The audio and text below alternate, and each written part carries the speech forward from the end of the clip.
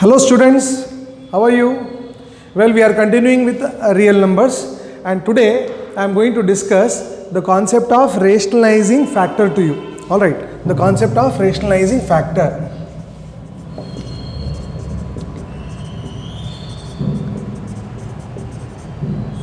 Rationalizing factors.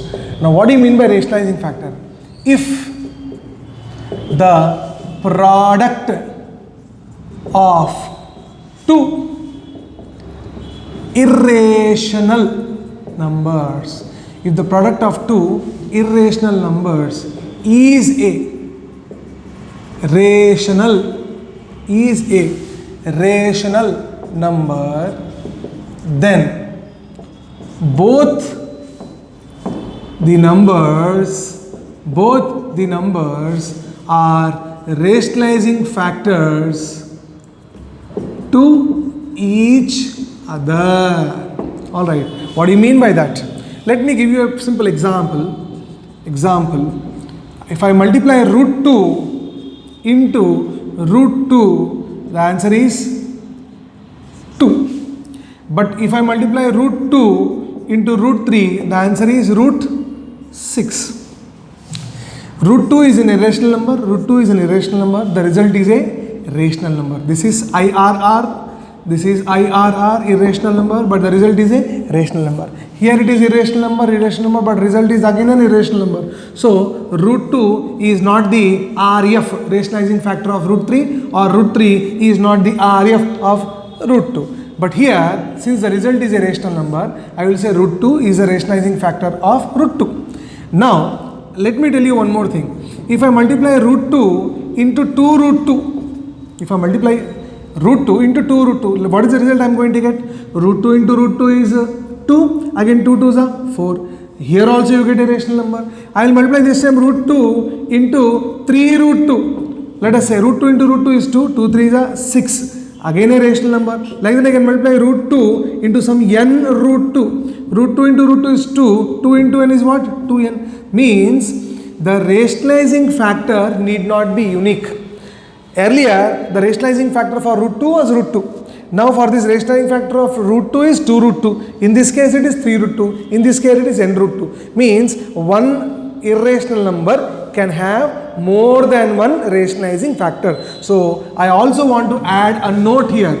What is a note? Rationalizing factor is not unique or need not be unique. There can be more than one rationalizing factors. So I am sure now you are very clear with the concept of rationalizing factor. Let me give you some standard examples or standard rationalizing factors which you will come across when you are doing problems related to the concept of rationalizing factor.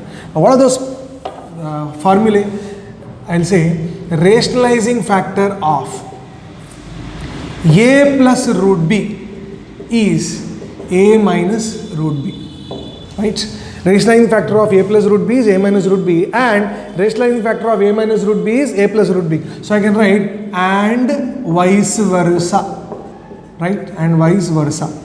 Similarly, rationalizing factor of root a plus root b, rationalizing factor of root a plus root b is root a minus root b, and vice versa.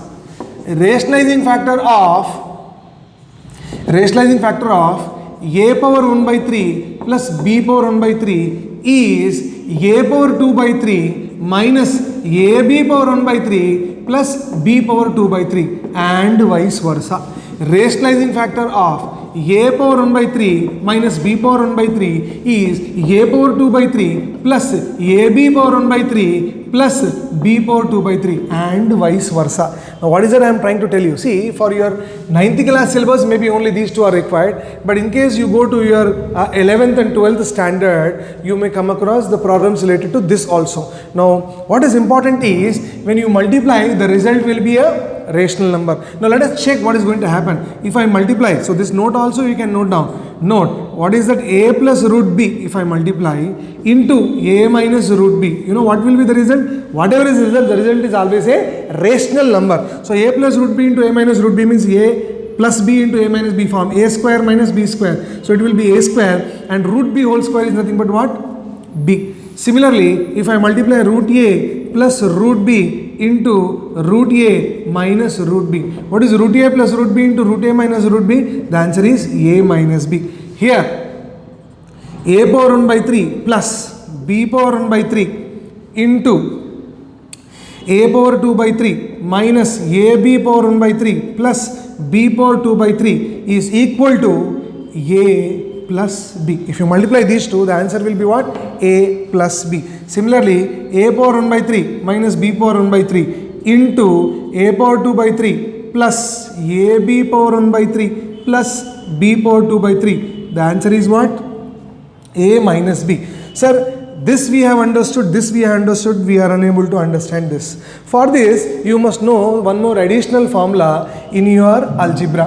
What is that additional formula? Let me write the formula for you. A cube plus b cube. What is a cube plus b cube is equal to a plus b into a square minus ab plus b square.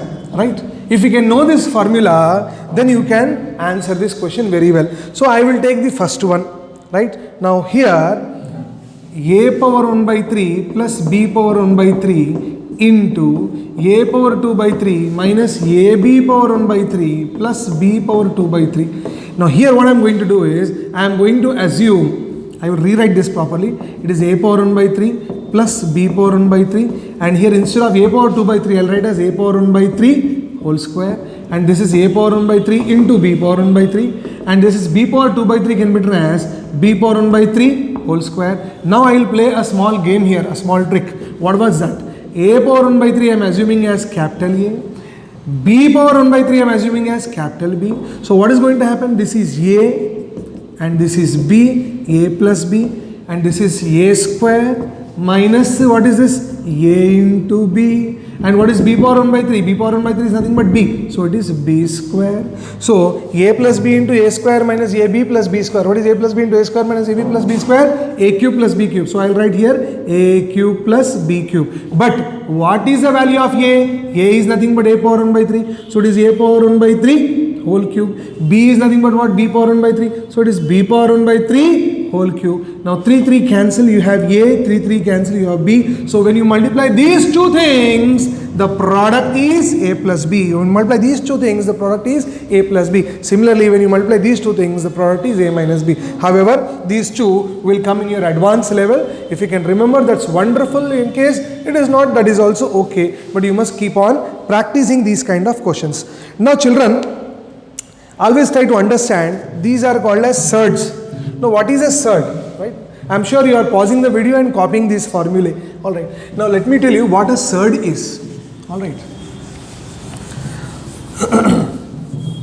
Surd is nothing but an irrational root of a rational number. Surd is nothing but an irrational root of a rational number. What do you mean by that? Alright. Surd. It is an irrational root of a rational number. Now let me explain to you. Root 2, is it a surd? Yes, it is a surd. Root 3, is it a surd? Yes, it is a surd. Root 4, is it a surd? No sir. Because what is square root of 4? Square root of 4 is 2. Whereas what is square root of 3? Square root of 3 is an irrational number. The answer is 1.732.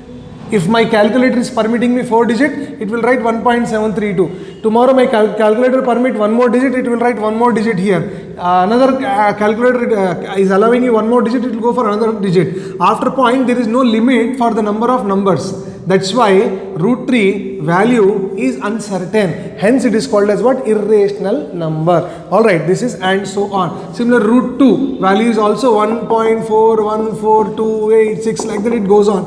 That's why root 2 is a surd, root 3 is a surd, and the definition goes irrational root of a rational number. What is 2? 2 is a rational number. For that, if you take the irrational root of a rational number is called surd. So root 2 is a surd, root 3 is a surd, but root 4 is not a surd. Similarly, if I say cube root of 2. Is it a surd? Yes, sir.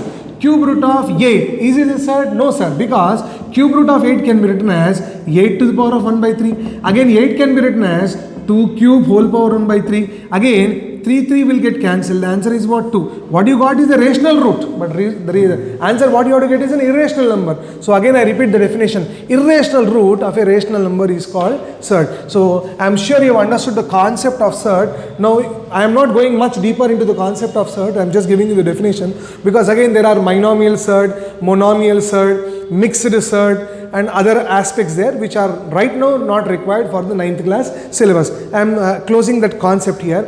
Now let me ask you one question. The question is is every surd a rational number and is every rational number a surd? The question is every surd a rational number? And the second question is every rational number a surd? Let me write that question to you.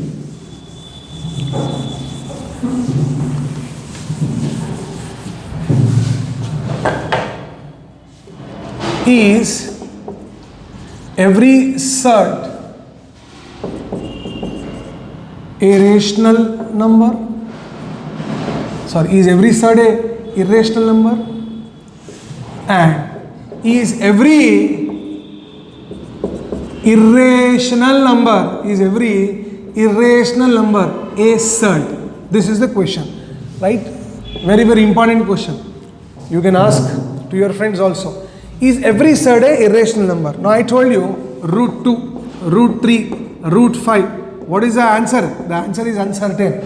So every surd is a irrational number. So my answer is every surd is an irrational number. And you are observing students, I am not writing every surd is a irrational number. I am writing an, because I is a vowel. Whenever vowel comes, you have to start with an. Anyhow, so every surd is an irrational number. Every surd is an irrational number. Now I go for the other part. Every irrational number is a surd. I will say but. My answer is but. Every irrational number need not be a surd. Now what do you mean by that? I will take a very good example of an irrational number, but that irrational number will not have root. And the example is pi. You know pi? Pi is an irrational number. Pi is an irrational number. But is it having any root? But it is not a surd. Then you will ask me, sir, pi is an rational number? No. See, my dear children, pi is equal to 22 by 7. We take the value for practical purposes. But pi value is actually not equal to 22 by 7. It is approximately equal to 22 by 7. We only take that 22 by 7 for all the practical purposes while doing the problems in mathematics. But pi altogether is something different. Do you want to know the story of the pi? Well, to tell you the story of the pi, I will have to go back to the 500th century AD. Means, see here, Aryabhatta. I am sure you must be knowing who Aryabhatta is. Google it. You will come across and you will come to know who Aryabhatta is. He discovered this pi. Now what is this pi? I will tell you. You want to know what is pi? What is pi? You want to know? See here. Before I move forward, let me ask you to take an experiment. You must be having a compass with you. Take a compass and draw a circle with some known radius. Draw one circle. I am calling the radius of that circle as R1. You draw a circle. Change the length. Draw another circle with some known radius. I call that as R2. Change the radius. Draw another circle with some another radius, R3. Now I want you to do a small experiment. What is this exterior part called as circumference? Let the circumference of this circle be S1. This is circumference of the second circle. This is circumference of the third circle. Take a thread. You can measure this radius because you have taken it. Using scale you can measure. But how will you measure the length of the circumference? You don't have a scale for it. So take a thread, put a thread on this, keep the thread on that circle and cut the thread. Now elongate the thread and measure the length of the thread. I repeat, you take a thread, put the thread on the circle, again at the starting point when you come across, cut the thread. Now once you cut the thread, take out the thread, measure its length, and you calculate S1 by 2R1. S1 is some value you got length, 2R1 is the radius what you are taking. You will get some answer. Like that, you perform S2 by 2R2. What is S2? Circumference of the circle. How do you measure? Using the thread. Like that, you take S3 by 2R3. And when you divide and keep this answer, whatever you get in your calculator, and this answer, whatever you get in your calculator, this answer, whatever you get in your calculator, are all same. Whether the circle is a bigger circle or the circle is a smaller circle or any damn circle you take, this value is always fixed. And that fixed value, they gave a name called as pi. Now you understood what I mean by pi? That fixed value is called pi. And the best part is that the fixed value lies somewhere between 3.14. It must be given somewhere in the textbook. The value is given in the textbook.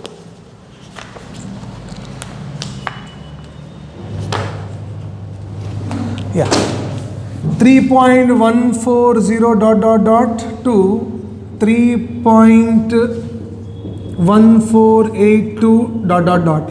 Whatever value you get, that value lies between this, and that is the value of pi. And believe me, that point, that particular value of pi, after the point will have unlimited digits, right? So this was done somewhere around 500 AD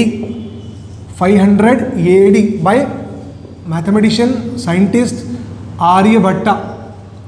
So you should be really proud of being Indian. And later on, some other mathematician came and he calculated that almost using computer, about 1.25 trillion calculations were done, and they found out approximately it was 3.1642 is the approximate value of pi. So there is a big story. And also incidentally, March 14th 1847, you know what is the speciality of that day? March 14th 1847 is called as a Pi Day, because Albert Einstein was also born on that day, and we celebrate across all the mathematicians celebrate this day as a Pi Day. So that is a small story of pi, and it is a very important feature. Now let me tell you, and later on S by 2R you call as pi, and then we say cross multiply S is equal to 2 pi R, and then they say, come in the mathematics and say ki circumference of a circle is equal to 2 pi R. In fact, the formula for the circumference was derived like this: circumference of a circle is equal to what? 2 pi R. And what is area of the circle? Area of the circle is pi R square. Somewhere, whenever I find time, I'll tell you how the formula for the area is derived. Alright. Anyhow, so that's all for today. We will continue in our next class. Keep listening to the videos and keep spreading these videos to your friends, and make sure that you like, subscribe and spread this channel. Thank you. God bless you. Bye-bye.